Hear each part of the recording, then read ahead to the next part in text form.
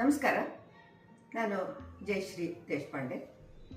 ಕಥೆಗಾರ ಸರಣಿಯ 2ನೇ ಆವೃತ್ತಿ ಈಗ ಹೊಸ ರೂಪದಲ್ಲಿ ಹೊಸತನವನ್ನು ಪಡೆದು ನಮ್ಮೆದುರು ಬರ್ತಾ ಇದೆ.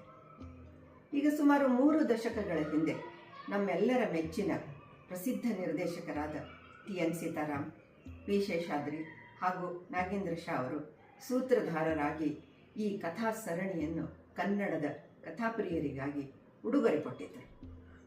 ನಮ್ಮ ಕನ್ನಡದ ಕಥಾ ಸಾಮ್ರಾಜ್ಯ ಸಾಗರದಷ್ಟು ವಿಶಾಲವಾಗಿದೆ, ಸಮಗ್ರವಾಗಿದೆ, ಸಮೃದ್ಧವಾಗಿದೆ. ಹಾಗೆ ಅನೇಕ ಪ್ರಮುಖ ಸಾಹಿತಿಗಳಿಂದ ರಚಿತವಾದ ಪ್ರಸಿದ್ಧ ಮನೋಜ್ಞವಾದ ಕಥೆಗಳನ್ನು ಆಧರಿಸಿ ಚಿತ್ರೀಕರಣ ಮಾಡಿ ದೂರದರ್ಶನ ಚಂದನದಲ್ಲಿ ಪ್ರಸಾರ ಮಾಡಿದ ಟೆಲಿವಿಷನ್ ಸರಣಿಯಾಗಿದ್ದು ಕಥೆಗಾರ ಆವೃತ್ತಿ 1. ಕಥೆಗಾರ ಸರಣಿಯ ಮೊದಲ ಭಾಗ ನಮ್ಮೆಲ್ಲರ ಮೇಲೆ ಅಪಾರ ಮೋಡಿಯನ್ನೇ ಮಾಡಿತ್ತು.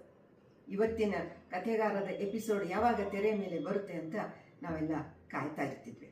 ಯಾಕೆಂದರೆ ಅಂದಿನ ಜನಸಾಮಾನ್ಯರ ಪ್ರಪಂಚವನ್ನೇ ನಮ್ಮ ಕಣ್ಣುಗಳ ಮುಂದೆ ಅದು ತಂದಿದ್ದನ್ನು ನಾವು ಇಂದಿಗೂ ಮರೆತಿಲ್ಲ. ಮನಸ್ಸನ್ನು ಕಾಡುವ ಕಥೆಗಳು, ಜೀವನದ ನಾನಾ ರೂಪಗಳನ್ನು ವಿಭಿನ್ನ ಕೋನಗಳಿಂದ ತೋರಿಸಿದ ಅವರ ಪ್ರಯತ್ನವು ತುಂಬ ಜನರ ಮೆಚ್ಚುಗೆಯನ್ನು ಪಡೆದಿತ್ತು. ಮತ್ತೆ ಈಗ ಇದೇ ಸರಣಿಯ ದ್ವಿತೀಯಾರ್ಧವು ಟಿ.ಎನ್. ಸೀತಾರಾಮ್ ಸರ್ ಅವರ ಮಗಳು ಅಶ್ವಿನಿ ಅನೀಶ್ ಅವರ ಸಾರಥ್ಯದಲ್ಲಿ ಮತ್ತೆ ಕಿರುತೆರೆಯ ಮೇಲೆ ಮೂಡಿ ಬರ್ತಾ ಇದೆ.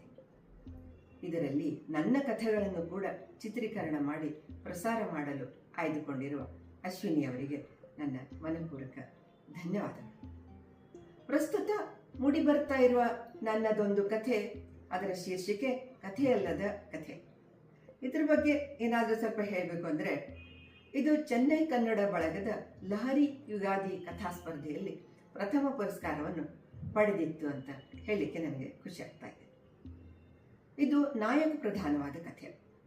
ಈ ಕಥೆಯಲ್ಲಿ ಅವನ ಜೀವನ ಸಿಲುಕಿಕೊಳ್ಳುವ ಅನೇಕ ಮುಖಗಳನ್ನು ಇದು ಅನಾವರಣ ಮಾಡುತ್ತೆ.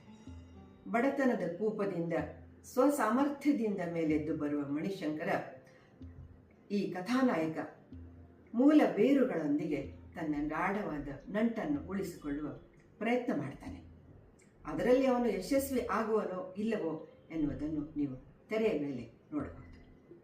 ಈ ಕಥೆಯನ್ನು ಸುಂದರವಾಗಿ ಚಿತ್ರೀಕರಣ ಮಾಡಿ ಕನ್ನಡದ ಪ್ರೇಕ್ಷಕರಿಗೆ ಉಡುಗೊರೆಯಾಗಿ ನೀಡುತ್ತಿರುವ ಅಶ್ವಿನಿ ಅನೀಶ್ ಅವರಿಗೆ ಮತ್ತು ಅವರ ಸಮಗ್ರ ಚಿತ್ರತಂಡಕ್ಕೆ ಅನೇಕ ಅಭಿನಂದನೆಗಳು ಮತ್ತು ಶುಭಾಶಯಗಳು.